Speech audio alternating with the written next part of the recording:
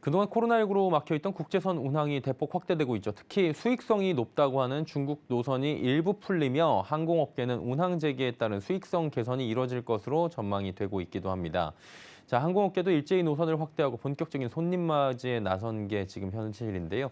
자세한 내용들 경제산업부의 장민선 기자와 짚어보도록 하겠습니다. 어서 오세요. 안녕하세요. 예.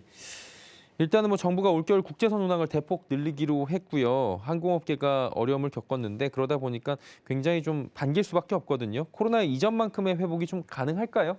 네, 그렇습니다. 올겨울 국제선 운항 횟수가 코로나19 사태 이전인 2019년의 60% 수준까지 회복될 전망입니다.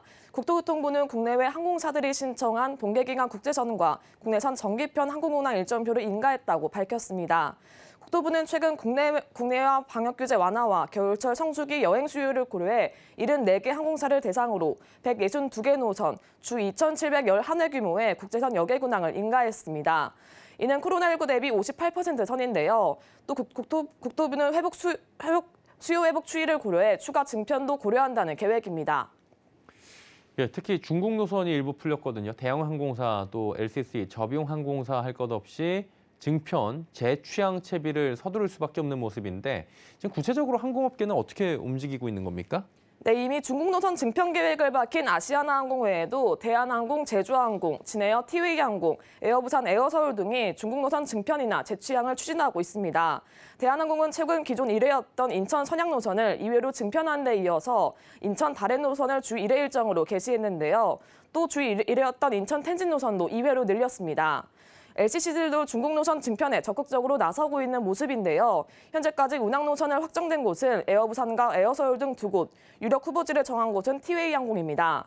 이 밖에도 제주항공은 중국 노선과 중국 정부와 노선 재개 지역의 정부기관 허가를 받고 있고, 진에어는 기존에 운항하던 노선을 증편할지, 운수권을 가지고 있지만 코로나19로 막혀버린 운항 노선을 재개할지 고민 중인 것으로 파악됐습니다.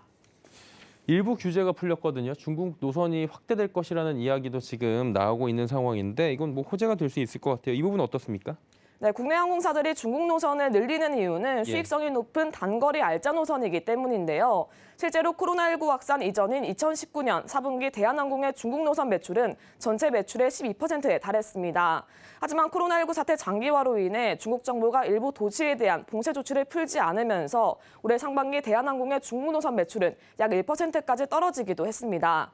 다만 단기간에 중국 노선이 크게 늘어나지는 않을 것으로 보이는데요. 중국 정부가 제로 코로나를 강조한 데 이어서 최근 코로나19 재확산 움직임이 감지되고 있기 때문입니다.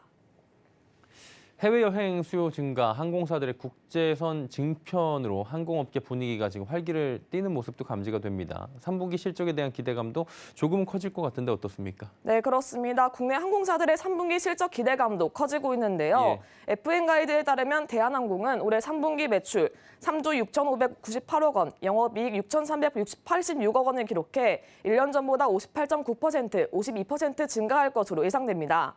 아시아나항공도 매출액 1조 6,950억 원, 영업이익 960억 원의 흑자 성적을 거둘 것이란 전망이 나오고 있습니다. LCC 사이에서는 3년 만에 흑자 전환에 대한 기대감도 나오고 있는데요. 특히 대형기를 잇따라 도입하고 있는 티웨이 항공이 첫 주자가 될 것이라는 기대감이 실리고 있습니다. 네, 코로나로 어려움을 겪었고요. 지금도 쉽지 않은 항공업계가 좀 숨통을 트일 수 있을지 좀 지켜봐야 될 것 같습니다. 장민선 기자였습니다. 고맙습니다. 감사합니다.